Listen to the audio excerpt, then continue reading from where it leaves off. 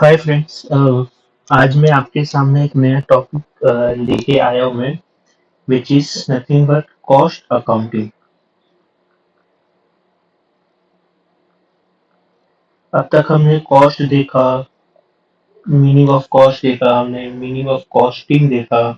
Now the third important point जो हम लोग इस पर्टिकुलर सीरीज में देखने वाले हैं, that is cost accounting. Before giving the explanation, मैं आपको इसका एक्सप्लेनेशन दूं इसके पहले हम लोग इसकी डेफिनेशन जो है वो हम लोग लिखने की ट्राई करते हैं। So basically, what does the cost accounting means? Cost accounting means it is a specialized,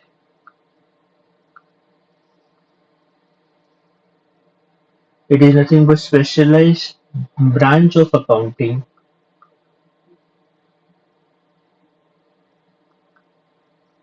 It is nothing but specialized branch of accounting. Okay. Why it is known as specialized branch of accounting हमें थोड़ी देर में मालूम चलेगा. It is a specialized branch of accounting that focuses on, focus किसके ऊपर है इनका. Now let's try to understand कि इनका फोकस किसके ऊपर है, so that will give us the better clarity of the things. Okay, that focuses on,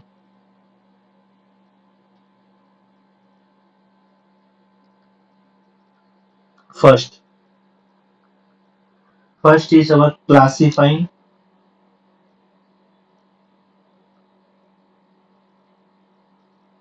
second is our allocating, third is our summarizing,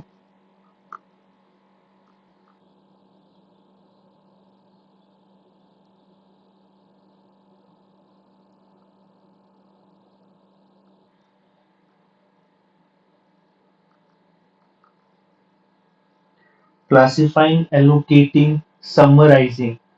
then summarizing के बाद आता है इसमें analysing.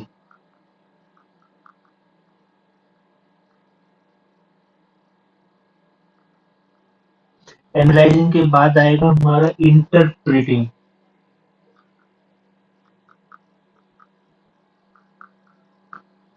And last one would be our controlling.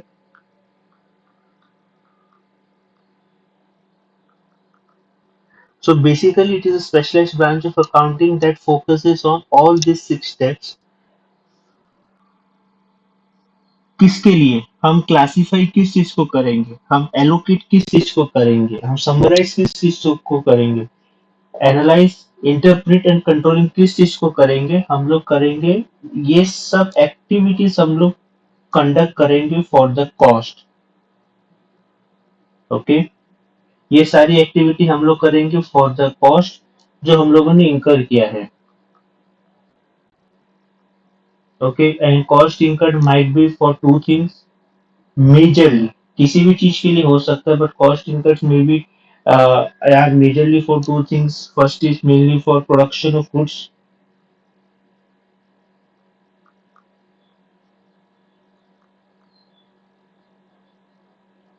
and second is providing services.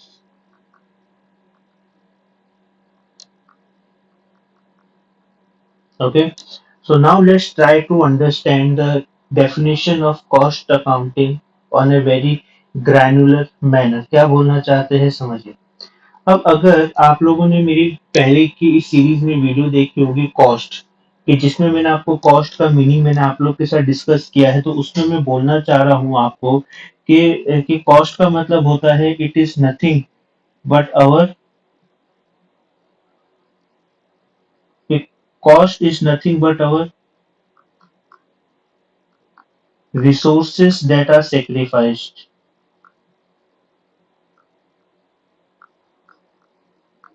Okay, to obtain something, to obtain a new product or to provide a new services. और अगर आपका उसमें कुछ रेवेन्यू पोर्शन को आप कंसिडर करना चाहते हो, means to obtain the revenue portion, so that will be again considered as a part of cost, or rather I would say that will be considered as a cost.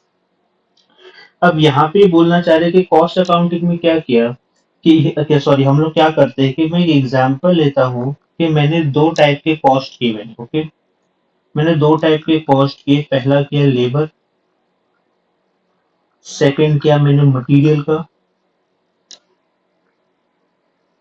पहला expense किया मैंने labour का, second किया मैंने material का, and third that I'm introducing for the first time in my series, that is nothing but my fixed cost.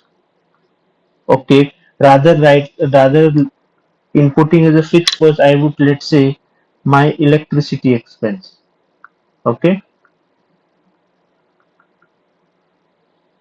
now when I say I have incurred the cost of labor, I have incurred the cost of material, I have incurred the cost of electricity. Now my next target would be to classify them. Classify मतलब क्या होता है friends? अगर मैं classification की बात करूं, मैं तो क्लासिफिकेशन मतलब there are certain group of cost based on their nature. Okay, classify means there are certain group of cost group of cost based on their nature, based on the nature. और now अब मैं जब ये बोल रहा हूँ कि based on the nature, so broadly अगर मैं बात करूँ, so broadly this are been classified into two types. So broadly these are being classified into two types. First is fixed cost and second is variable cost. First is fixed cost and second is variable cost. So I am telling you कि मैं इसको broadly मैं इसको classify कर रहा हूँ दो type में, कि आप लोग का पहला आएगा फिक्स्ड कॉस्ट और दूसरा आएगा वेरिएबल कॉस्ट. तो मैंने क्या किया, यहाँ पे जो मैंने एग्जांपल लिया आपके सामने, यहाँ पे जो मैंने आपके सामने एग्जांपल लिया, this will be considered as a variable cost and this particular one expense will be considered, may be considered as fixed cost for simplicity. Or rather I can take it another example, electricity expense की जगह I can say rent also over here. So to give you an easy understanding, electricity expense is also considered as a fixed cost, but it has certain criteria that needs to be fulfilled. Okay, so I am avoiding the example of electricity expense right now, and rather I would concentrate on the example of rent. Okay, now हमने जो भी cost incur किया, हमने उसको हम लोगों ने पहले क्लासिफाई किया. ठीक है, कि मेरे कौन कौन से टाइप के कॉस्ट, मेरे फिक्स कॉस्ट हुए, मेरे वेरिएबल कॉस्ट हुए. फिर मैंने उनको एलोकेट किया मतलब क्या, कि मेरे फिक्स्ड कॉस्ट मैंने यहाँ पे ये क्लासिफाई कर लिया. अब मेरे फिक्स्ड कॉस्ट में कौन कौन से कॉस्ट आएंगे, तो मेरा आएगा रेंट, जो मैंने इस पर्टिकुलर प्रोडक्ट को बनाने में मैंने यूज किया है.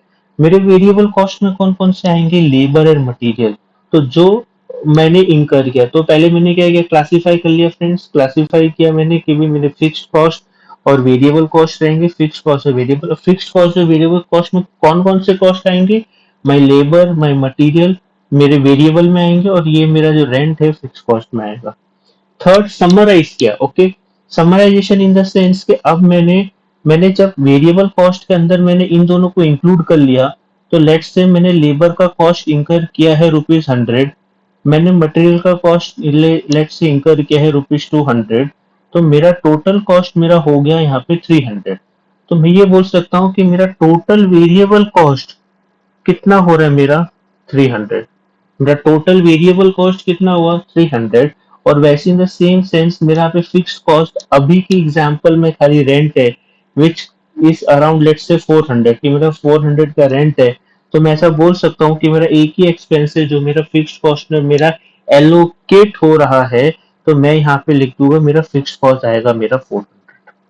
ओके फ्रेंड्स, तो ये हमारे तीन स्टेप हुए, क्लासिफाइंग, एलोकेटिंग, समराइजिंग, एनालाइजिंग. अब एनालाइजिंग क्यों मैं करूंगा, आपने कॉस्ट इंकर कर दिया. ओके, अब आपने कॉस्ट इंकर कर दिया, उसको समराइज कर दिया, उसको एलोकेट कर दिया. अब आप एनालाइज कर रहे हैं how to account for the same, and whether this particular expenses जो हमने इंकर किए हैं, वेदर दे आर एप्रोप्रिएट और not appropriate in the sense, अगर मैं आपको फ्रेंड्स अगर थोड़ा सा और इसमें डिटेल में लेके जाऊं, तो एनालाइजिंग, इंटरप्रेटिंग एंड कंट्रोलिंग, ये तीनों स्टेप एक साथ हम समझेंगे। Analysing, interpreting and controlling. Okay, analysing में क्या होगा कि मेरा था कि भी मैंने वेरिएबल कॉस्ट मेरा ₹300 है, वेरिएबल कॉस्ट मैंने ₹300 मैंने यहाँ पे इंकर किया, मेरे को डेटा मिली, फिक्स कॉस्ट मैंने इंकर किया 400।